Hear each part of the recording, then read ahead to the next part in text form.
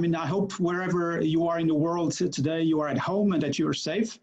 I want to thank, of course, the organizers for inviting me today to be with you for this kind invitation. I think this is a great initiative for this time of pause, that we can think a little bit about the present and the future.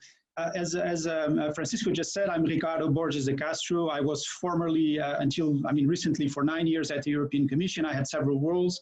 The last one was as advisor on strategic foresight to the Commission's think tank.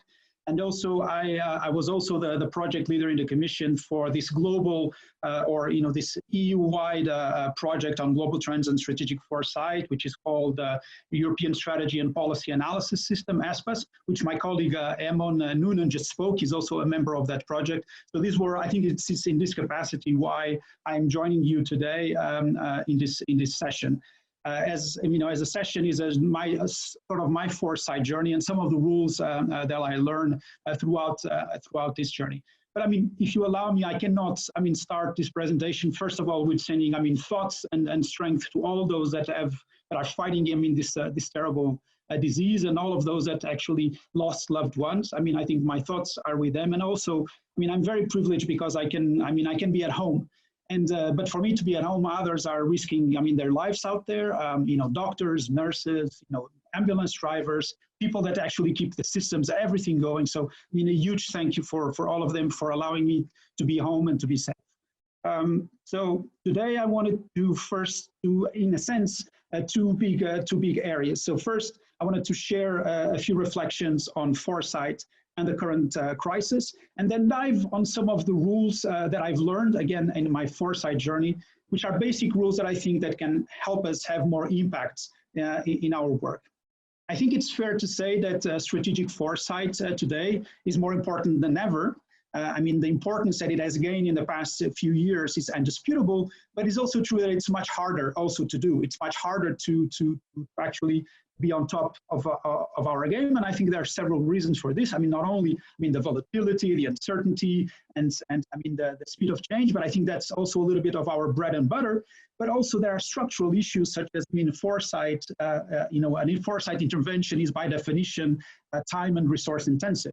So it is very hard sometimes to, especially also in this time, whereas resources sometimes are so scarce, it becomes more challenging to be able to do this. But I think, the trend of the past few years is that foresight has become more relevant.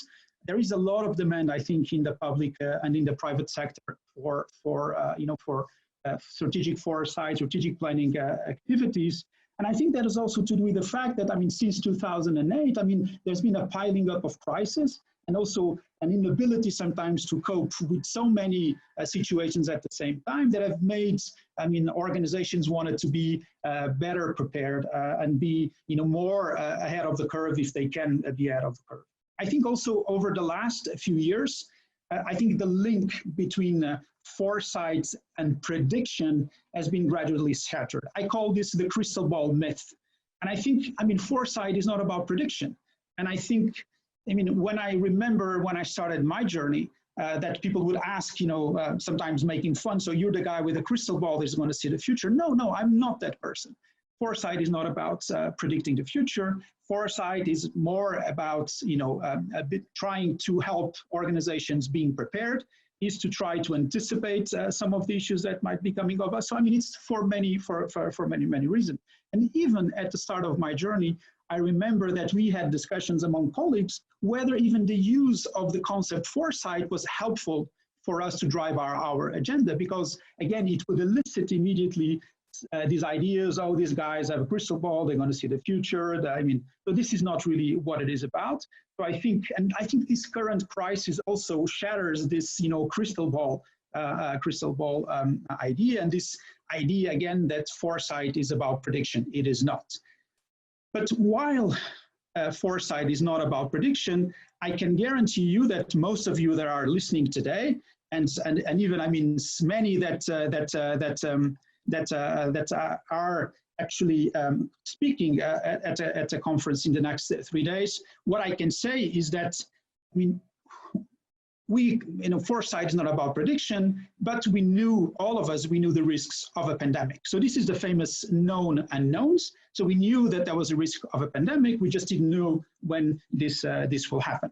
So, and we just need to look at, there's so many now examples of people that have warned about this. And I think the most sort of prominent example now is, I think it's Bill Gates, his TED talk from March 2015, basically saying the world is not prepared for the next pandemic.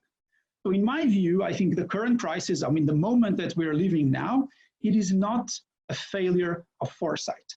It's more a failure of preparedness. It's a failure to actually act on information that is available, on existing intelligence. So I think we need to make a separation, I think, between these two areas. So again, I think this is more a failure of preparedness. And maybe at the start, I think, of this crisis, we might identify a failure of transparency. But anyway, I think, there might be, I think there are several reasons for, that led us to the current situation. But my talk today is not about failure. And I know that, there'll be other more qualified speakers that will address this issue. But nevertheless, there is something that I would like to say. I think when we look at this situation, I think this failure, or this failure of preparedness, as I was saying, cannot only be attributed, I think, to politics and politicians. Very often, I think, in our circles, there is a tendency to blame politicians and decision makers for their short-sightedness, for their short-term approach to things. Okay, it's true, they do that. But blaming them, I think, in my view, is actually an easy way for us to exculpate ourselves of our responsibility. At least, I speak for myself.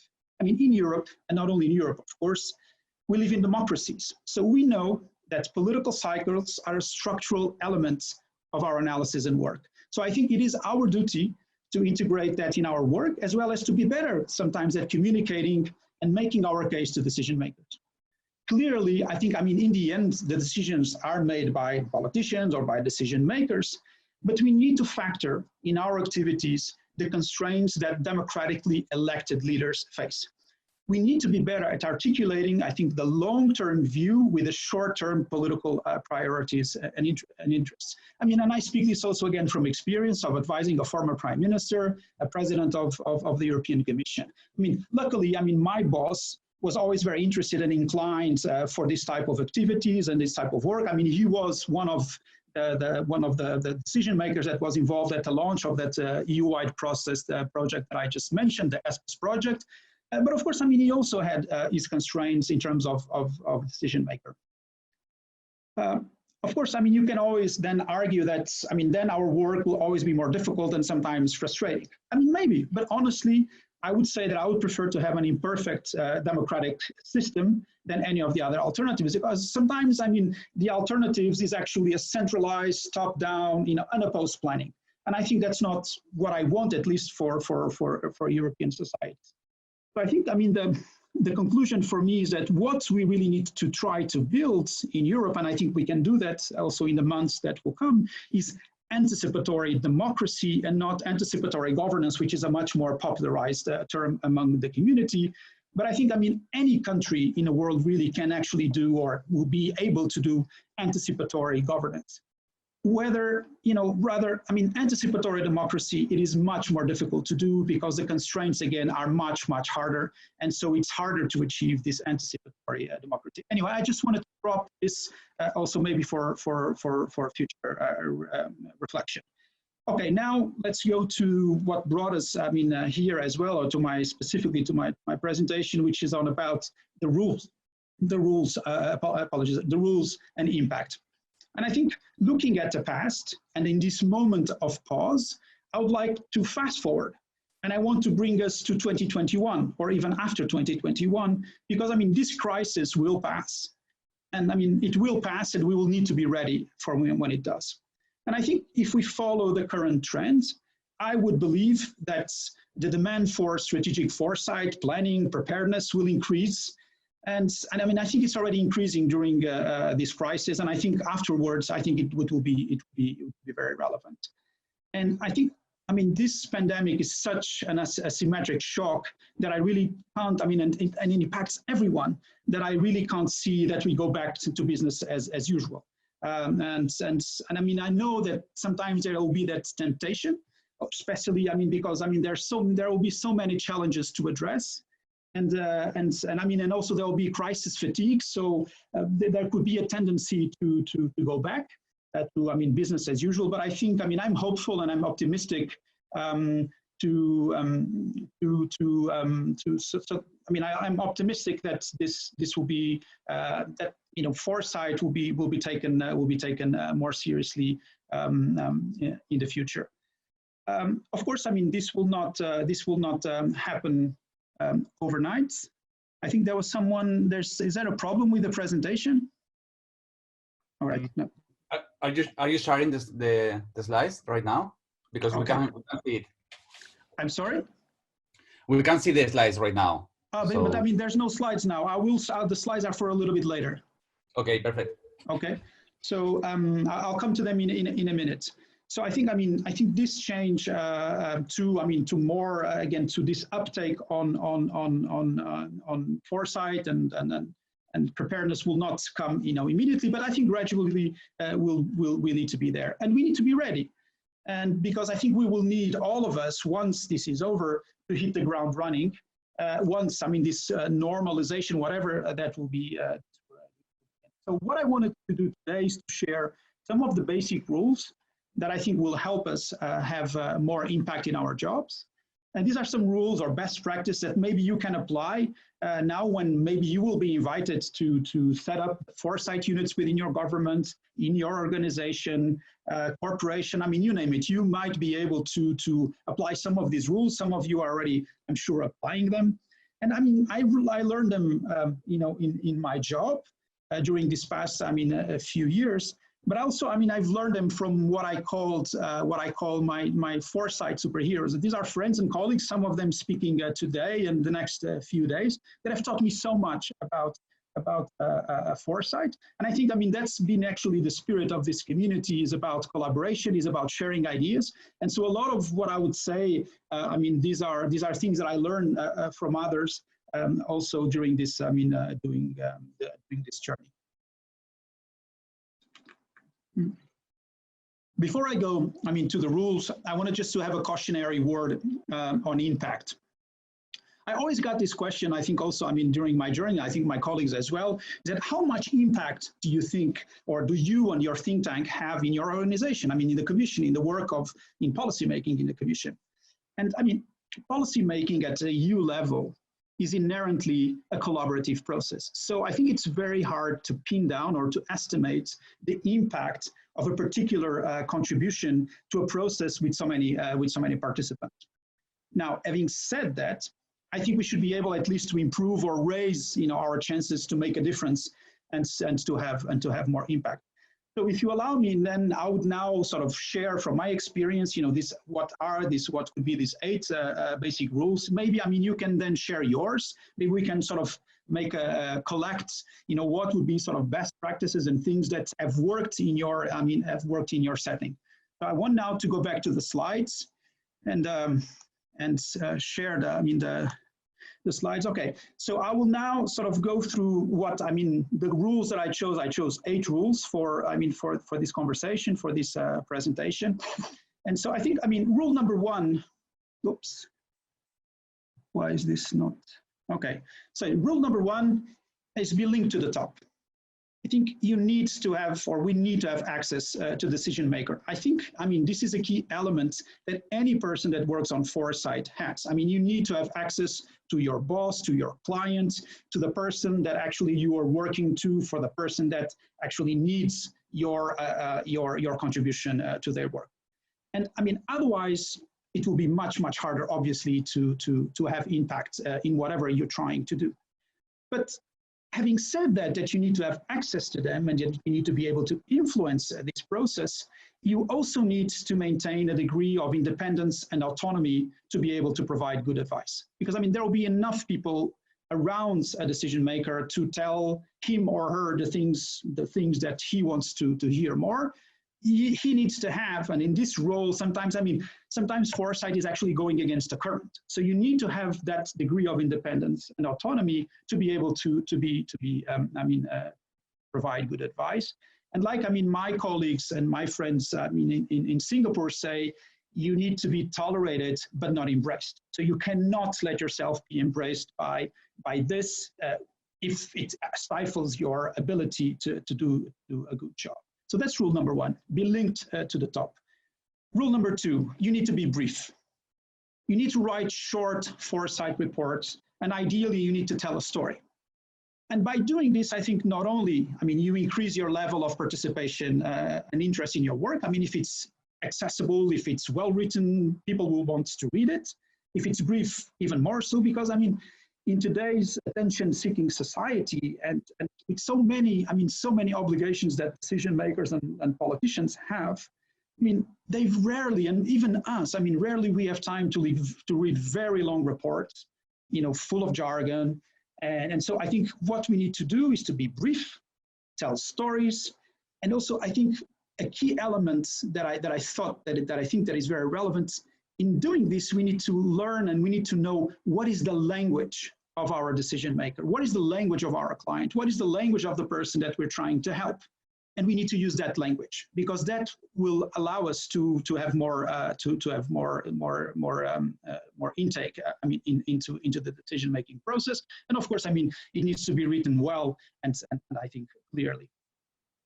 So be brief. Rule number three: you need to be visual. I think we need to use cold hard data, graphs, maps to illustrate insights, scenarios, recommendations. I mean, you name it. And I think, I mean, sometimes I believe that there's this misguided idea that an image is superficial. I mean, I think quite the contrary. In communication today, images play a huge role and have a huge impact, especially for people that have less time to spend, you know, distilling a paper. You know, sometimes a good graph, a good set of numbers, a good image is, I think, makes a huge contribution to an understanding of a problem. And also, I think you need to know, you know, from your boss, what does he or she like more? You know, is it graphs? Is it maps? You know, what type of information does he or she likes more? And you need to try to put that into what you do. So be visual. Rule number four: you need to be up to date and creative. Up to date, I think, I mean, you need to be up to date on the global trends, on what is really happening, I mean, currently in the world, but I mean, you need to be very clear about, and you need to be very, I mean, you need to have a very clear understanding on the global trends, their intersections, interlinkages, because I mean, many times, as many of you know, it is precisely when trends interlink, when this it is normally in this space that change is happening. Is normally in this you know, space that a lot of sort of these signals that we start picking up about certain, I mean, maybe change here and there in a society, in a government or governments, we can understand what's going on. And I think, you know, because trends are about the past, they also help us understand a little bit the progression of I mean, of how the world is moving. Because I mean, as we know, there are no data and there are no facts about the future. So, and we still need to have our analysis anchored on data, on evidence. So we need to have solid evidence to base, or maybe then to be able to do extrapolations. So on one hand, you need to be updated and you need to be clear and have a strong knowledge about all of these elements that will allow you to have evidence and data to anchor your recommendations, decisions, reports. But then you also need to use your creativity and imagination. I mean, when we look into the future, because we don't know what it will bring, I mean, I think we need to have, and especially if we really want to help, if we really want to be able to explore pathways that have not been explored before, I mean, creativity, imagination, I mean, all these things, you know, having no intellectual barriers, you know, this sort of the cliche of thinking out of the box is very relevant because I think that can help us then, I mean, create really what can be some of the plausible futures that we might that we might be facing. So again, you know, up to date and creative. Rule number 5: I think we need to be solution oriented. I think we need always to try to find solutions to what the decision maker is trying to address. I think we need to distill our insights and provide what is our best advice with the information available. I think sometimes there is this tendency of giving all the information that we have. I mean, we can't do that again. And I think we also cannot burden the decision maker with uncertainty. I mean, uncertainty is for us to deal with. Of course, I mean, he needs to be aware of the complexity of the situation, but we cannot, transfer to him or her, the difficulty of all the uncertainty that sometimes we are dealing. So I think we also need to stick our head a little bit out and tell us in our assessment what are things, how we see, I think, how we see things evolve. And I think we also need to do, to be, useful, we need to offer policy recommendations that probably are not yet being followed. I mean, of course, we can always sort of, reframe or reconfigure whatever is already there, but I think we can try to find what could be done differently to achieve the goals that have been set. So again, I think these are a key element of being solution oriented. I think it's very relevant. I think especially for policymakers. I mean, they want to know where to go. Of course, what's the risk here? The risk here is that sometimes you're going to be wrong, and he's going to be annoyed, or she's going to be annoyed at us. So you didn't see this coming? No, we didn't anticipate these things. But I think that's part of our job, and I think we also sometimes, also for our sake, we just can't stay in our comfort zone. Okay, rule number 6: you need to be engaged, and foresight cannot be done alone. A foresight practitioner, as many of you know, and probably a lot of my colleagues that will speak, maybe they think the same way. A foresight practitioner is many times, a facilitator, a translator, an interpreter, or actually someone that helps others ask the right questions about the future, about the problem they're trying to solve. But to be able to do this, you need more than yourself or your team. So I think, first of all, you need to have a network in your organization that can help you build and test your foresight ideas. And I think once you start involving people, and if your work is interesting, you're going to end up creating supporters of your work. And by this, you'll create buzz. And where there's buzz, other people in your organization, will start noticing what you're doing. So I think this is very key, that within your own within your own organization, you need to have this group of people that can help you, support you, learn with you, and test ideas with you. But there's also something that we need to do, which is to engage with the skeptics. I think, these people that always say, no, this is not going to be like that, and no, that's impossible, the future will never be like that. We need to also have these people in the room, because they also help us keep our feet, I think, very much in the ground. And I think finally, you need to engage with outsiders. I think you need to do what we're doing here today, which is this huge, audience, probably all around the world. We need to go beyond our organization. We need to, include people, build a network, with diverse political, social, cultural, economic, ethnic, technological, knowledge and experience. I think that's probably what we've tried to do with ESPA's annual conferences every year, where so many people from around the world came to us from so many different domains to help us also in Europe think about the problems that we had to address. So, and then, besides being engaged, so you also need to be self-critical. I think we need to always review our past work. I think we need to go back and see and look back at our recommendations, maybe our scenarios, the insights that we took from a particular foresight activity, because we need to understand, were we off mark, and why, and we need to understand, were our recommendations actually tangible? And I think, as Philip Tetlock, I think most of you know who Philip Tetlock is, what he says is it's not so much what you thought that matters, but it's how you thought about it. And how did you get to that point? So I think this is something that we need to understand, our thought process, because again, this will take us immediately to, okay, what were the assumptions that we had when we did this? Why did it took us into this process? So I think this, looking back and being self-critical is very important, and do the lessons learned. I think, in Europe, we don't do as much lessons learned as they do, for example, in North America. And I think, we need to do much more. I think we need to look back at processes and things that we've done, and we need to learn the lessons from that. And I certainly hope that we'll be able to learn from the lessons of the current crisis. All right, and we go to the final, rule, which is, I think we need to be humble. First of all, I think this humility rests on of not overpromising to our bosses. I mean, we cannot, again, then this goes back to the crystal ball and to the prediction issue. I mean, we cannot overpromise to our bosses that we're going to figure this out. We're really good, and this is how it's going to happen. I think we can't overpromise like that, because I think, in a sense, then it will raise the expectations, and then which will certainly be frustrated. And also, we need to bear in mind, I mean, there will always be surprises. As much as we want to anticipate and to contribute to the resilience of our institutions, I mean, it is written in the stars, and this is my only astrology type of comment. I mean, it's written in the stars that shit will happen, things will happen, and some of them we will not see them coming.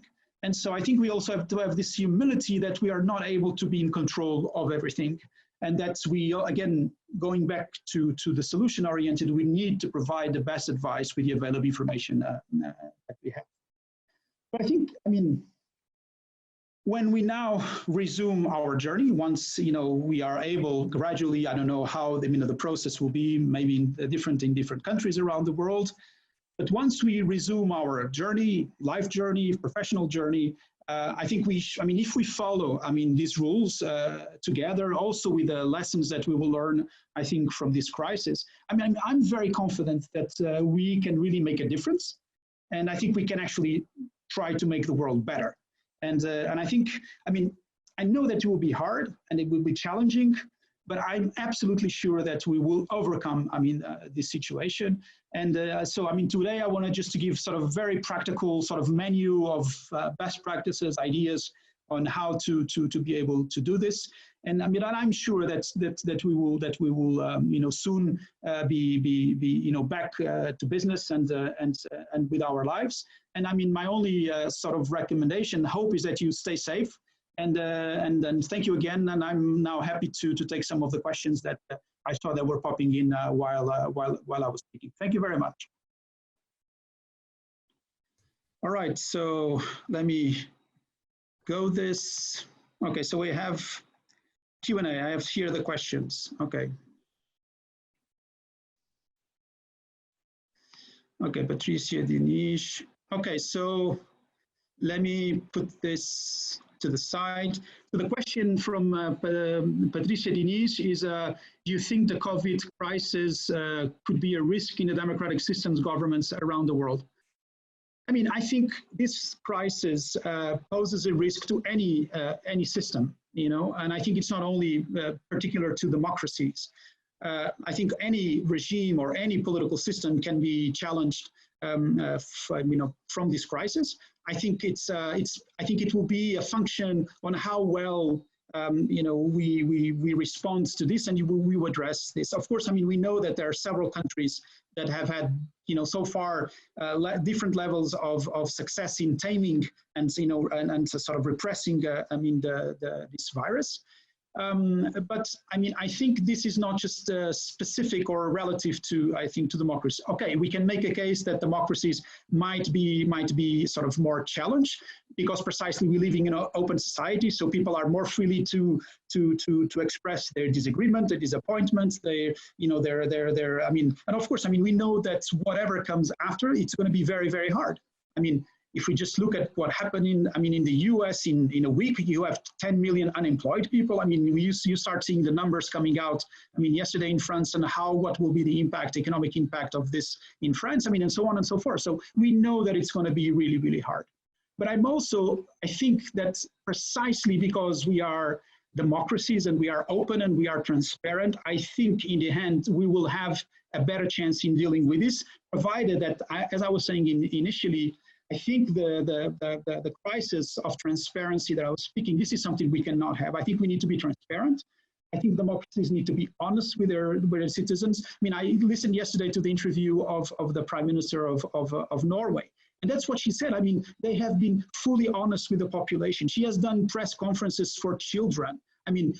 This is the level of what we need to do. And I think if democracies actually are true democracies and we treat citizens as grown-ups, which they are, and tell them the truth and tell them what's going on, and also also tap on this huge, dynamic that we see that of people wanting to help and wanting to participate. I also know that there's, and I know that I'm starting being very long, but I know that we're also, the group that's probably listening to us, we are all here. We are also very privileged because we are able to stay at home. We are not, we don't have to, our job does not obligate us to go outside the house. Maybe for most of us, maybe there are some colleagues here that have to do that.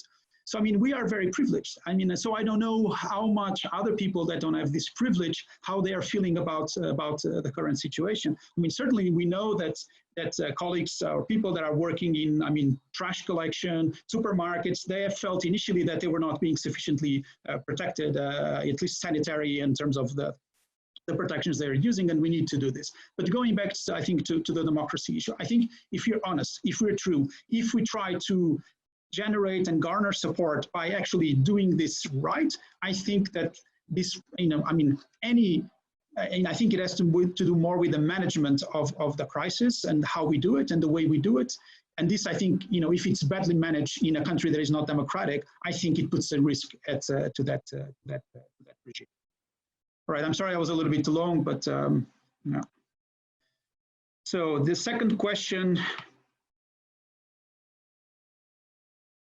would you say the demand in cross-national knowledge sharing in foresight analysis will rise as a result of current events? And how would you gain knowledge be used in national policy making, emergency? I think so. Basically, is whether the crisis will lead to a more sharing and sort of to more community-based, grassroots-based, type of foresight and an initiative, or sort of a top-down. I think it will be both. I think there will be. I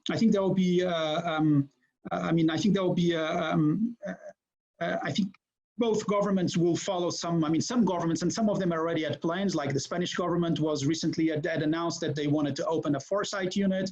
As you know, in the European Commission, there's been a lot of work, and now there's a vice president for strategic foresight. There is, a new unit within the Secretary General of the Commission on foresight. So this is gaining traction. I think the community, as we can see today here, is also, teaming up. And everything that I know and learn, of course, also a little bit from my experience, but I learned from others. I learned from this community. So I think for sure that we will be able to tap on the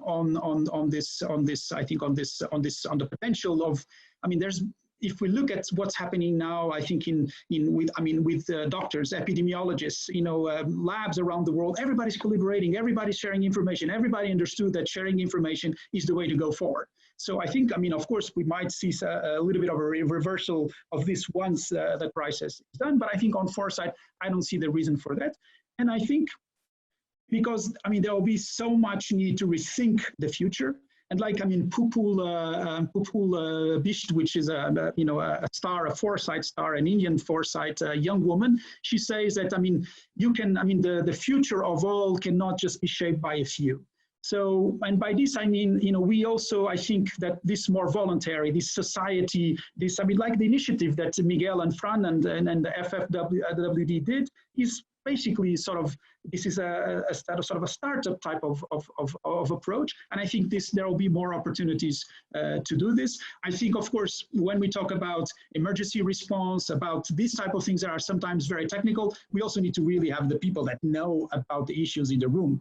Such as in this case, what we really need to have for also for the next stage is to have the doctors, the epidemiologists, the experts in public health. This cannot only be done by lawyers, economists, and foresighters, right? So, we need to have all of these people in the room to actually get this process right. So I think it will be both. Okay, so they have a question here from if I can say Marguerite Coetzee about the crisis fatigue and what the role that humor can play. I think, as we've seen, at least most of us that have access to social media and to media in general, we've seen the outburst of creativity and humor also online. About I think at the beginning of this crisis, if we were to do now a study on this, if at the beginning of this crisis you know, this was all in the fun. I mean, what was funny then is not funny anymore. And I think people have actually, because I mean, we would see these planes with masks and these sort of things. And now I think most likely we will all have to wear masks in the future, at least for a while. Of course, I mean, the World Health Organization is not yet, I mean, recommending this, but there are several governments that are already doing this. But I think humor plays, I mean, in any situation of crisis, I think humor, if it's well done, if it's also respectful, because I mean, we need to also understand that there's a lot of people that are really hurting at this time. I think humor can, I think it can help a lot in helping us go through. I mean, yesterday I was watching, people in Russia, they are sort of doing photos or videos of their favorite paintings. I mean, in a new modern way. I mean, this was really, I mean, really funny. So I think there's a lot of humor, or at least trying to lighten up a little bit what's going on, and to try to bring a laugh to a situation that is, of course, I mean, sometimes very tragic and very difficult. Okay, so on to the next question. Anticipation, the problem we can see now is lack of common metrics, critical aspects.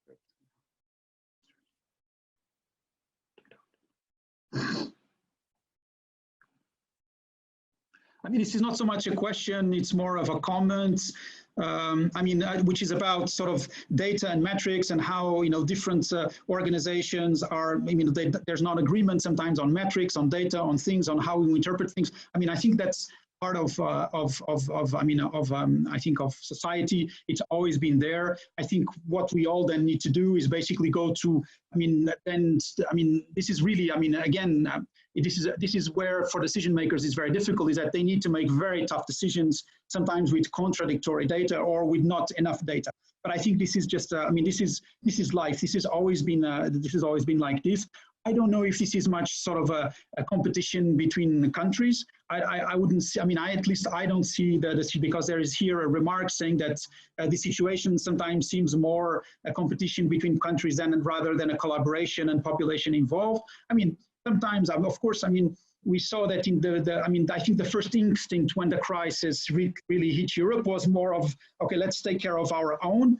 I think then we've moved on past that phase. And I think we have seen tons of examples of Europeans and people just helping each other and trying to collaborate with countries. And I think, at least in the medical sector, now in trying to find a vaccine or vaccines or, you know, prophylactic, or treatment for this disease, I think there, I mean, I don't see their competition. I see just collaboration. I think that's very, very positive. Okay, on to the next question. Using example. Okay, the questions keep on moving up.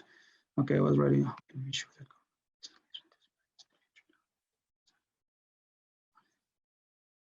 Okay, so I mean, I think this I covered. This question is about, okay, so this crisis had been predicted, nothing happened. So how can we make foresight more? I mean, more impactful? I think my talk was a little bit. This is from Anna Sarasola. I think, I mean, how can we actually make sure that, you know, leaders are listening to us, and then actually make it a key tool for governments and decision makers? Listen, I think that, as I was saying, I think more and more gradually governments, I mean, organizations, societies see the value of this type of activities. Of course, it was what I was saying also in the beginning.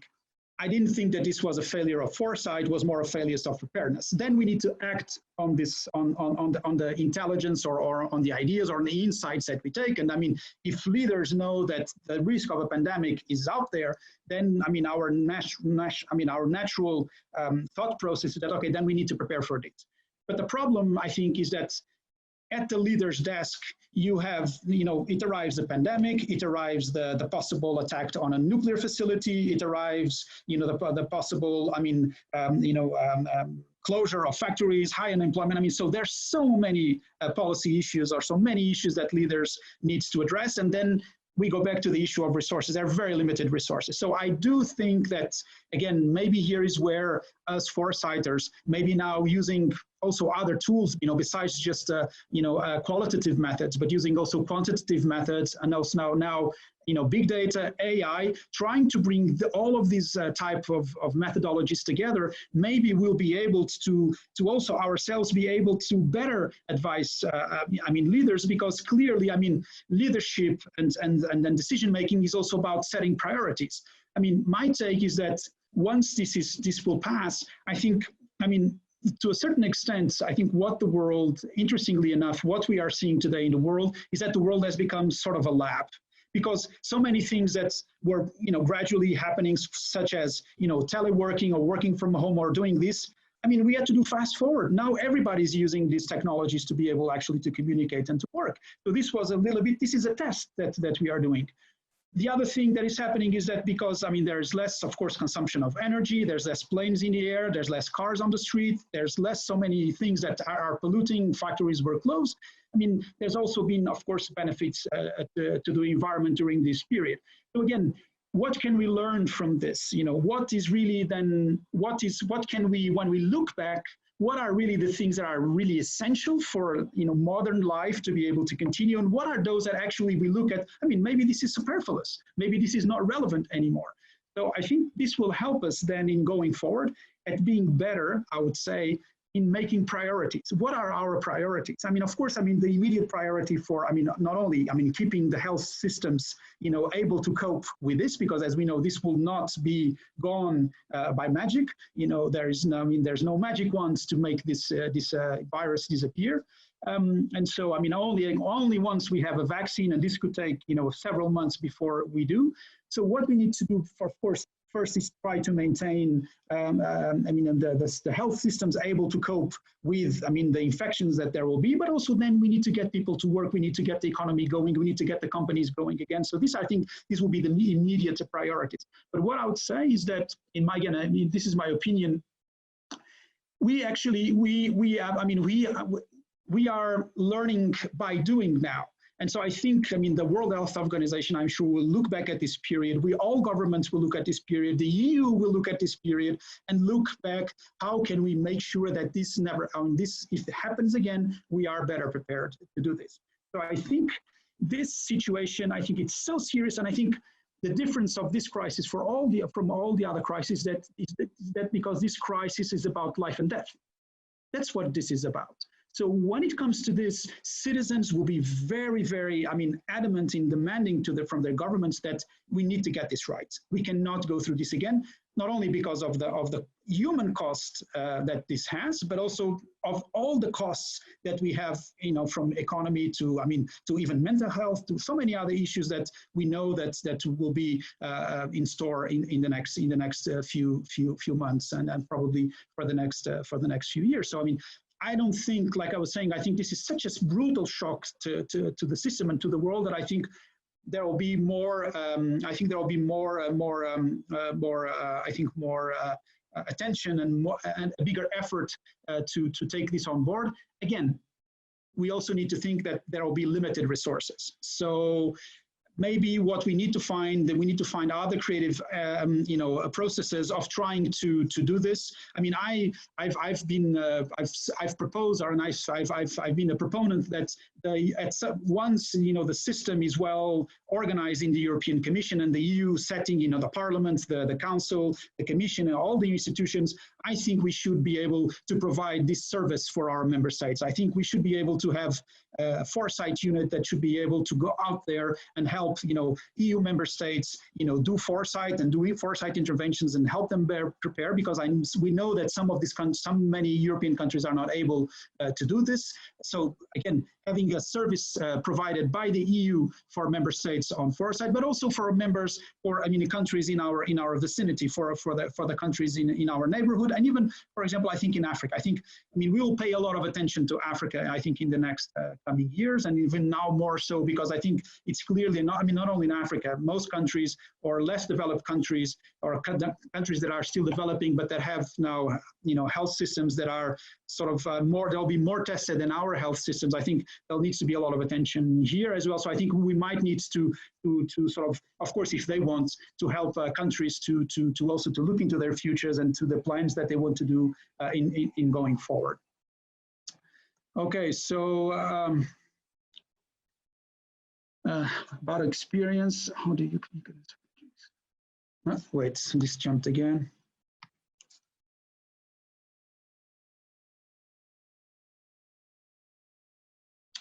I mean, I think, I mean, I remember from this, okay, so the question, I'm sorry, let me just say the question. So how do you basically convey how do you, tell decision makers more about, risks and uncertainty? How do you communicate to them? Because, I mean, they want impatient, they are impatient, they want to have quick fixes.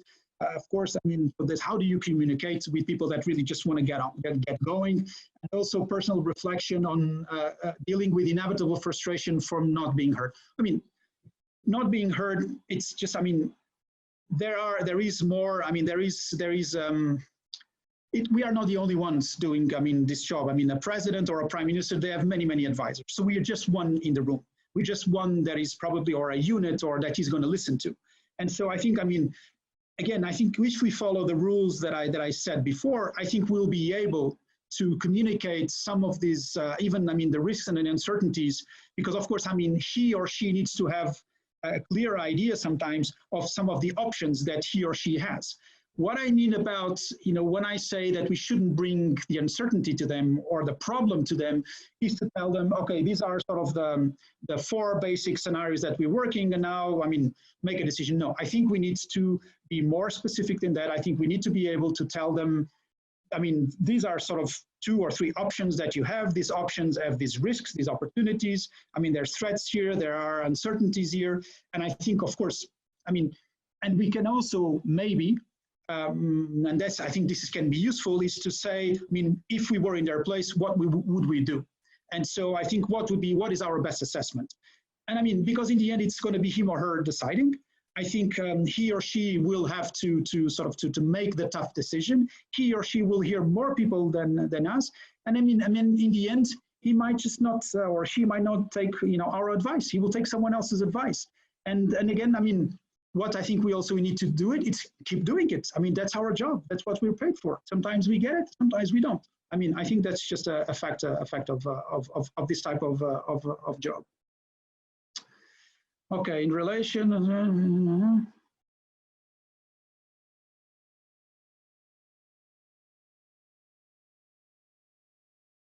I mean, I would not make comments. I mean, I know I will not make comments on. There's a question here about the resignation of Professor Ferrari of the European Research Council. I mean, I don't want to be making a sort of comments about the situation, because it's something. I mean, I also didn't follow quite the situation. I think there's a lot of more to it than just a resignation, and so I would prefer not to. I'm sorry to do this. Okay, so you mentioned lack of preparedness as the main issue for the current crisis. Why do you think this happened? Did system bureaucracy? I mean, I don't think it has to be a system bureaucracy. I think the lack, and I think the lack of preparedness is a global issue. It's not only just in Europe. I think it's everywhere. Okay, there are maybe countries that are better prepared. There are countries that have taken it sort of more, how shall I say, have taken actions earlier, or were better prepared in certain areas. But I think in general, what the point I was trying to make is that this was not something, oh, this is a surprise. Nobody knew that this was happening, or this could happen. No, we did know that this could happen. Again, I think this goes back to the, I mean, here, I mean, I don't want to get into sort of a discussion, which I mean is very relevant on probabilities, because sometimes, I mean, there are some that argue that we should assign probabilities on things when they might, or that they could happen, when they could happen. I mean, I think this is very hard to do. And I think that, I mean, what is clear for me is that, I mean, at least for pandemic, this had been sort of out there, the risks were known. People, I mean, a lot of thought leaders and leaders had warned about this. So I think in general, I mean, maybe there was, I think that might be also I mean, there's also an element, I don't think it's so much about bureaucracy. Sometimes there's more an element of sometimes more wishful thinking than strategic thinking, that we wish that this would not come. And I think that's also the role of people working in foresight, is actually to try to help, leaders get away from groupthink and from risk aversion, because I mean these things are difficult. And so, and I think there's also, because some of the past, epidemic phenomena or crisis, or, Ebola or some other, I mean, I don't know, I'm not an epidemiologist, or I don't know, I mean, I'm not an expert on these areas, but my sense is that probably because some of these past crises had been relatively well contained quickly, maybe people, I mean, maybe it was just thought that, okay, this will not be either as serious, or it will not reach us because it's going to be confined to a certain place. But I mean, if we actually, and we need to understand that we lived in a hyper-connected world, I mean, where, I mean, and I'm not only talking about online connectivity, I'm talking about physical connectivity, and where we sort of move all the time. And we know that, I mean, the virus only passes from people to people, so it is us. Right, and so I think mobility and and connectivity actually made made this, and made it with the proportions that it has. And then of course, I mean, I'm not also an expert on healthcare systems, so but it clearly, I mean, of course now you have a surcharge. I think you have, I mean, you have a huge shock to the system. So maybe, I mean, we need to rethink for the future what will be sort of the emergency, and I mean, now we know what this can mean, and so I think, again, I think that's why we'll be better prepared, also because a lot of the material that is being bought now, we're just not going to throw it away. Of course, it needs to be maintained, and I mean, because we also don't know when the next pandemic might happen, but it's just not going to, we're just not going to throw this out of the window. So I think there is now, I think, an ability, but I also think that then, I mean, to end this question, is that I think it has to do with, I mean, there are so many, again, priorities, there's so many issues that sometimes decision makers need to do that, I mean, they, in their sort of allocation of resources, I mean, because the pandemic was something that could happen, but was not, I mean, but I think, again, this is also probably the responsibility of foresighters, of people that work in strategic planning, in making our case stronger to decision makers, and telling them this is really, really, I mean, really, really, really serious. I mean, last example that I want to give, I mean, Graham Allison from Harvard, he wrote this book many years ago about the potential of a nuclear device going, being exploded I mean, nuclear terrorism, and going and exploding in one of our cities. I mean, this is an enduring problem, and of course, I mean, we are naturally not spending as much money as we should on safety, on nuclear safety, and this type of things. At least, I mean, that's his argument, and I mean, it's something that we can actually be prepared, or should prepare for, because this is something that potentially can happen. Now, we can always then make the argument, okay, but what is the likelihood, probability, again? So I think these are very difficult, they're very difficult choices. And again, that's why I think this crisis also teaches us, all of us, a very big lesson.